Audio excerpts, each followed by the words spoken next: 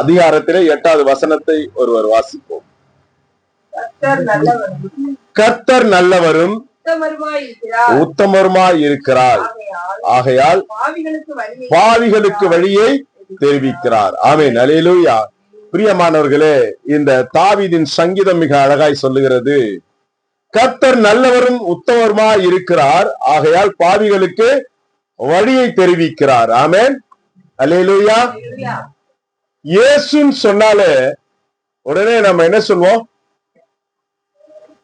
சொல்வோம்? பாவிகளை மீட்டெடுக்க வந்த இரட்சகர் என்று சொல்வோம். ஆமென்.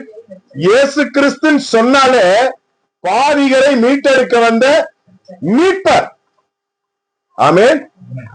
இந்த பூமி பாவத்தில் பிசைந்து உழண்டு கொண்டு இருக்கிறது. அதை மீட்டெடுவதற்கு ஒரு சர்வ வல்லமையுள்ள ராஜா வர வேண்டும். வேதத்தில் ஒரு இடத்தில் மிக அற்புதமாக எழுதப்பட்டிருக்கும், மரண சாசனம் எழுதியவருக்கே மரணம் நேரிட்டது என்று. ஆமென், அல்லேலூயா.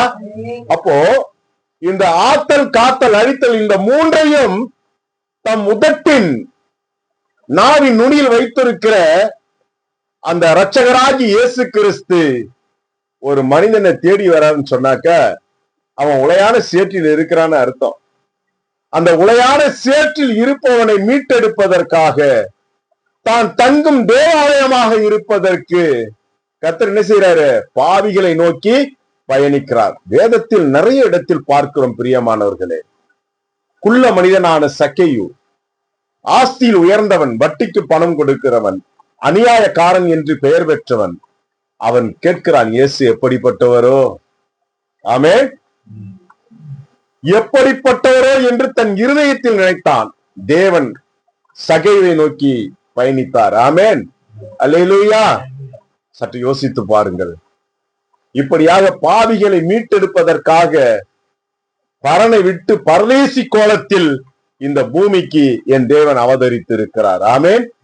இங்க வசனம் அப்படிதான் சொல்லுகிறது, கர்த்தர் நல்லவரும் உத்தமருமாய் இருக்கிறார், ஆகையால் பாவிகளுக்கு வழியை தெரிவிக்கிறார் என்று சொல்லுகிறார். இதை நாம் பார்க்கலாம், துவக்க நூலிலே நாம் பார்க்கலாம்.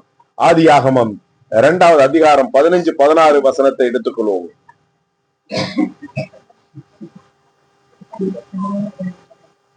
ஆதியாகமம் 2வது அதிகாரம் 15, 16, 17 வசனங்கள் எடுத்துக்கொள்வோம். தேவனாகிய கர்த்தர் மனுஷனை ஏதேன் தோட்டத்தில் அழைத்துக் கொண்டு வந்து அதை பண்படுத்தவும் காக்கவும் வைத்தார். தேவனாகிய கர்த்தர் மனுஷனை நோக்கி, நீ தோட்டத்தில் உள்ள சகல விருட்சத்தின் கனியையும் புசிக்கவே புசிக்கலாம், ஆனாலும் நன்மை தீமை அறியத்தக்க விருட்சத்தின் கனியை புசிக்க வேண்டாம், அதை நீ புசிக்கும் நாளிலே சாகவே சாவாய் என்று கட்டளையிட்டார். ஆமென், அல்லேலூயா. இப்போ இயேசு கிறிஸ்து என்ன செய்யறாரு? தன் இதயத்திற்கு ஏற்றவனாக மனுஷனை உருவாக்கி, தன் சாயலில் உருவாக்கி, தேவ சாயலில் உருவாக்கி, அந்த மனுஷன் தான் என்ன செய்ய நினைக்கிறனோ அதை மனிதன் இந்த பூமியிலே செய்ய வேண்டும் என்று சொல்லி மனுஷனை எப்படி உருவாக்கி இருக்கிறாரு?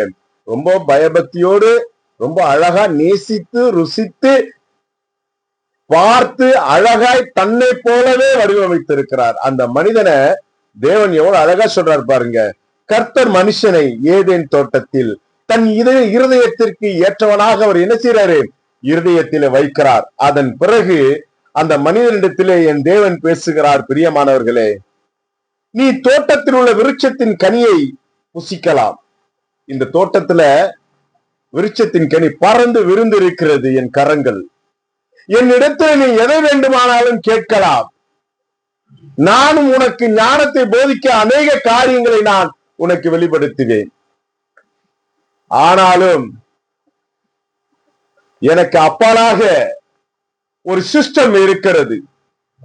என்ன சிஸ்டம் அப்படின்னு கேட்டீங்கன்னாக்கா, அதுதான் வார்த்தையின் பிரகாரம் சொல்றாரு, இந்த தோட்டத்தில் உள்ள கனிகளை எல்லாம் புசிக்கலாம். அதோ இருக்கிறது ஒரு மரம், அந்த கனிகளை மாத்திரம் புசிக்க வேண்டாம் என்று சொல்லுகிறார். இது வேதத்தில் உள்ள எழுத்துப்பூர்வமாக. பிரியமானவர்களை, இது ஆவிக்குரிய கட்டமைப்பில் நாம் பார்க்கும் பொழுது பிதாவாகிய தேவன் கர்த்தராகிய இயேசு கிறிஸ்து மனுஷனை தன் சாயலில் உண்டாக்கினார் அல்லவா. நான் என்னெல்லாம் செய்ய நினைக்கிறனோ அதை எல்லாம் மனிதன் பிரமிக்கக்கூடியவர்களாக அவன் செய்ய வேண்டும் என்பதற்காக தன் சிந்தையை மனிதனுக்குள் வைத்தார். அதுதான் சொல்றாரு, நீ என்னிடத்துல கேளுப்பா, நான் எது வேணா தர. ஆனால் இவனை எதிர்த்து நிற்கிறானே சாத்தான், அவன் சொல்லுகிற வார்த்தைக்குனே செவி கொடுத்து விடாதே.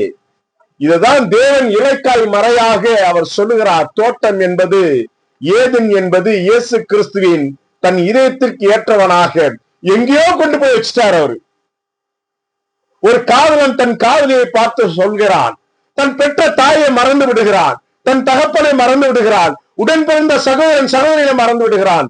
நேற்று வந்தவளை பார்த்து சொல்லுகிறான், நான் உன்னை என் இருதயத்தில் வைத்திருக்கிறேன் என்று சொல்லுகிறான். அவன் எழுத்துப்பூர்வமாக அந்த காதலிக்கு ஒரு அறிவிப்பை காட்டுகிறான். என்ன சொல்றான்? டேட்டு குத்துகிறான். உடனே அவன் ஒரு மேன்மை பாராட்டுதலுக்காக இருக்க வேண்டியவரை விட்டு விட்டுட்டு, வைக்க வேண்டியவரை விட்டு விட்டுட்டு, ஒரு மாயமான உலகத்துல வாழ்வதற்கு நேற்று வந்த அந்த மகளோடு அவன் இசைந்திருக்க, பிரியமானவர்களே, இப்படி ஒரு காரியத்தை செய்கிறான். ஆனாலும் பிதாவாகிய தேவன் என்ன செய்யறாரு? தன்னுடைய இருதயத்தில் மனிதனை வைத்திருக்கிறார். அதனாலதான் சொல்றாரு, என்னை எதிர்த்து நிற்கின்ற அந்த சாத்தானின் பேச்சை கேட்டு விடாதப்பா, அந்த மரத்தின் கனியை புசித்து விடாதே. நீ சாத்தானின் பேச்சை என்னைக்கு கேட்கிறியோ அன்னைக்கு நீ என்ன ஆயிடுவ? சாகவே சாவாய். உயிரோடு இருப்ப, ஆனால் என்ன வரும் உனக்கு? துன்பம், நெருக்கடி, கடினமான உழைப்பு. நீ வயிற்று பிழைப்புக்கு என்ன செய்யணும்? கடினமாய் உழைத்து வேலை செய்து நீ புசிப்பாய் என்று சொல்லுகிறார். ஆமென், அல்லேலூயா. அப்ப மனுஷனை இப்படியாக தேவன் உருவாக்கி என்ன செய்யறாரு? பாவமான பாதைய ஆரம்பத்திலே காண்பிக்கிறார். நான் சொல்வதை கேள், நீ என்னிடத்துல பகிர்ந்து கொள்ளு, நீ சுகபோகமாய் எனக்கு பிரியமானவனாய் இருப்பாய்.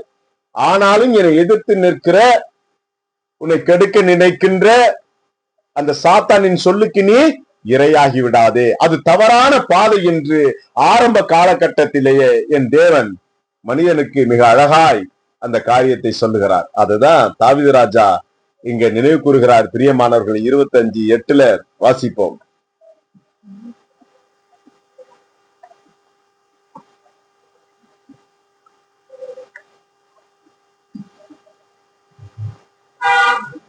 வாசிங்கள் எடுத்தவர்கள். கர்த்தர் நல்லவரும் உத்தமருமாயிருக்கிறார், ஆகையால் பாவிகளுக்கு அவர் வழியை தெரிவிக்கிறார். மனிதனை உருவாக்கும் முன்பே அவன் பாவம் செய்யவே பிறந்திருக்கிறான் என்பது தேவனுக்கு நிச்சயமாகவே தெரியும். அதற்காக தான் அவருக்கு எச்சரிக்கைப்படுத்துகிறார். இந்த கனியை புசித்துப்பார் என்று சொல்லுகிறார். உருவாக்கினவரை, உருவம் கொடுத்தவரை நினைத்துப்பார் என்று சொல்லுகிறார். எனக்கு அப்பாலாய் நிற்கின்ற சாத்தானின் பேச்சை கேட்டுவிடாது என்று என் தேவன் எச்சரிக்கையாக ஆதியிலே மனிதனுக்கு பாவத்தின் வழியை தெரிவிக்கிறார். பிரியமானவர்களே, ஆமென். அதைதான் இங்கு தாவீது ராஜா சங்கீதம் 25:8 மீண்டுமாய் நினைவு கூறுகிறார். ஆமென், அல்லேலூயா. வேதம் சொல்லுகிறது, பாவத்தின் சம்பளம் மரணம். என்ன மரணம்? ஆவிக்குரிய மரணம் அடைந்து விடுவோம். நம்ம மாம்சீகம் இருக்கும், ஆனா எப்படி இருப்போம்? நடைப்பின்னமாக இருப்போம். பிரியமானவர்களே, சற்று யோசித்து பாருங்கள். ஆதியிலே தேவன் என்ன செய்யறாரு? இது பாவம்பா, இது நல்லதுப்பா என்று மனிதனுக்கு எடுத்துரைத்திருக்கிறார். ஆனால் மனிதன் எதனை நோக்கி பயணித்திருக்கிறான் என்பதை நாம் சிந்தித்து பார்க்க வேண்டும். நாம் எதனை நோக்கி பயணித்துக் கொண்டு இருக்கிறோம் என்பதை நாம் சிந்தித்து பார்க்க வேண்டும். அதற்காக இந்த புத்தி சொல்கின்ற சிறு கூட்டத்தை தேவன் ஆயத்தமாய் தெரிந்து வைத்திருக்கிறார். ஞான பாலை உங்களுக்கு வார்த்து கொடுத்திருக்கிறார். பிரியமானவர்களே, நாமும் ஒவ்வொரு வாரமும் சபை கூடுதலை விடாதபடிக்கு தேவ சமூகத்திலே கூடி வாஞ்சையாய் காத்திருக்க வேண்டும். இந்த பிரளயத்திலே, இந்த உலகத்திலே நாம் எப்படி வாழ வேண்டும்? மெல்லிய வஸ்திரம் தரித்தவர்களாக வாழ வேண்டும். இயேசு கிறிஸ்து என்கின்ற அந்த நாமத்திற்கு நிகரான நாமம் எதுவும் இல்லை. அந்த நாமத்தை தரித்தவர்களாக இந்த பூமியிலே நாம் தேவனுடைய ராஜ்யத்திற்குள் செல்ல நம்மளை நாம் தகுதிப்படுத்திக் கொள்ள வேண்டும். ஆதி மனிதனிடத்திலே என் தேவன் எச்சரிக்கை கொடுத்தது போல இது நல்ல காரியம், இது கெட்ட காரியம். கெட்ட காரியத்திற்கு செவி கொடுத்து விடாதே என்று சொன்னது போல திருச்சபையே உங்களை பார்த்து நாங்கள் சொல்லுகிறோம்.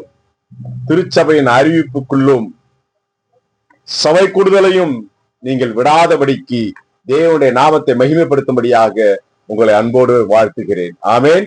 மீதியான காரியங்களை திருச்சபையின் ஊழியக்காரரான